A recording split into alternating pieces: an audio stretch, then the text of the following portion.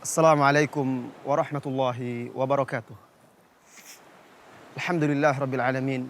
Wassalatu wassalamu ala sayyidil anbiya'i wal mursalin. Wa ala alihi wa ashabihi ajmain, amma ba'du. Saudaraku, ketika Anda berlayar di lautan dengan sebuah kapal bersama orang banyak, Anda mendapatkan tempat di bagian atas kapal tersebut. Sebagian yang lainnya mendapat tempat di bagian bawah, di dalam kapal tersebut. Anda yang berada di atas bersama orang-orang yang berada di bagian atas bebas menyaksikan pemandangan, menikmati indahnya laut, riak dan gelombang. Anda melihat indahnya ikan. Ketika Anda butuh air, Anda tinggal ambil air di laut itu untuk keperluan-keperluan. Tetapi sebagian yang berada di bawah tidak seberuntung Anda. Jika dia ingin menyaksikan indahnya laut, jika ingin mereka mengambil air, mereka harus pergi ke atas. Bolak-balik, turun naik. Sehingga Anda atau sebagian orang yang berada di bagian atas kapal tersebut merasa terganggu. Dan orang-orang yang di bawah itu pun merasa tidak enak karena mengganggu orang-orang lain yang berada di atas kapal tersebut. Karena mereka harus bolak-balik, turun naik ke bagian atas untuk mengambil air. Akhirnya mereka punya ide. Untuk apa? Mereka punya ide untuk melobangi bagian bawah kapal tersebut sehingga mudah untuk mengambil air.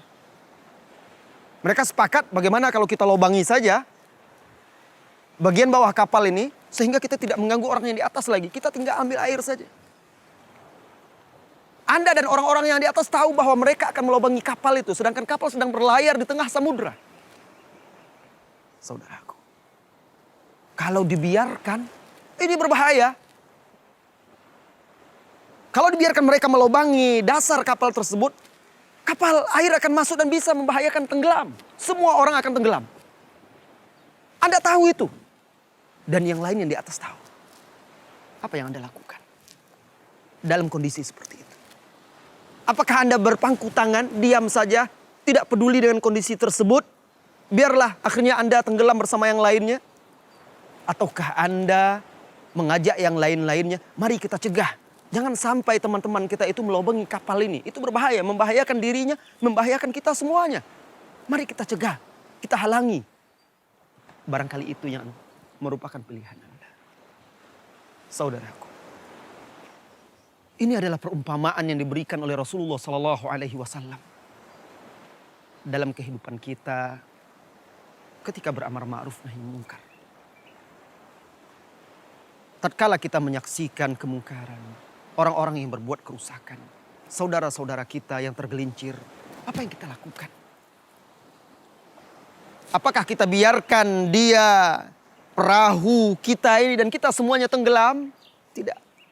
Kita akan berusaha menyelamatkan diri kita, mereka, dan kapal ini agar terus berlayar sehingga akhirnya sampai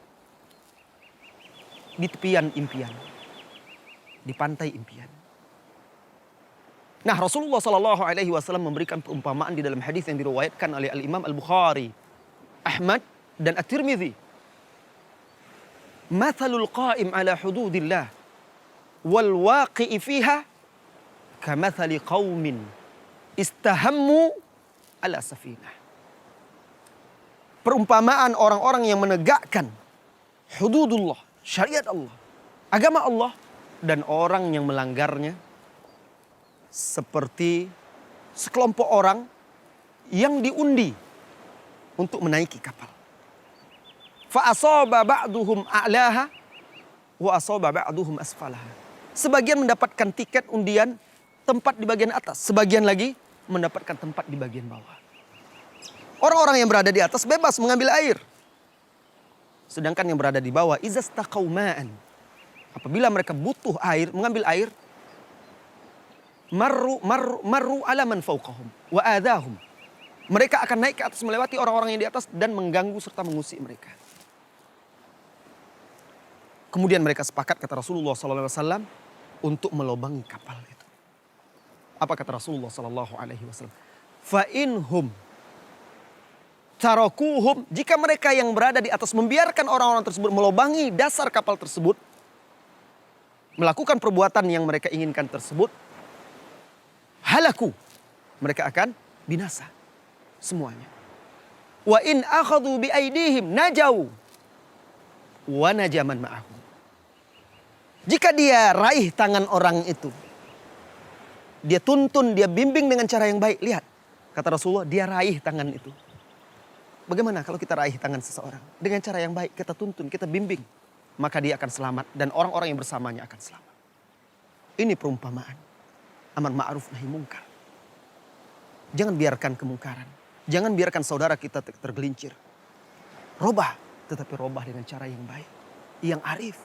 Seperti kalau kita melihat barangkali salah seorang dari saudara kita hanyut, diseret oleh gelombang, apa yang kita lakukan? Apakah kita akan sibuk berteriak, "Hoi, sudah dilarang mandi, masih mandi juga. Kenapa masih berenang juga? Rasain sekarang." Apakah seperti itu? Atau kita malah segera berenang untuk menolongnya, menariknya, menyeretnya kembali ke daratan. Setelah itu kita beri nasihat, kita ingatkan dia dengan cara yang baik. Ini dia. Tegakkan amar ma'ruf nahi mungkar dengan ilmu, basirah, dengan cara yang lembut, hikmah, serta akhlak yang mulia. Mudah-mudahan kita termasuk orang-orang yang menegakkan hududullah, syariat Allah. Menegakkan amar ma'ruf nahi mungkar dengan cara yang baik. Sehingga mudah-mudahan bahtera yang kita gunakan untuk menuju Allah Tabaraka wa Ta'ala ini bisa selamat sampai ke tujuan saat kaki menjejakkan surga Allah Tabaraka wa Ta'ala insyaAllah. Wa sallallahu wa sallam ala nabiyyina Muhammad. Walhamdulillah rabbil alamin. Assalamualaikum warahmatullahi wabarakatuh.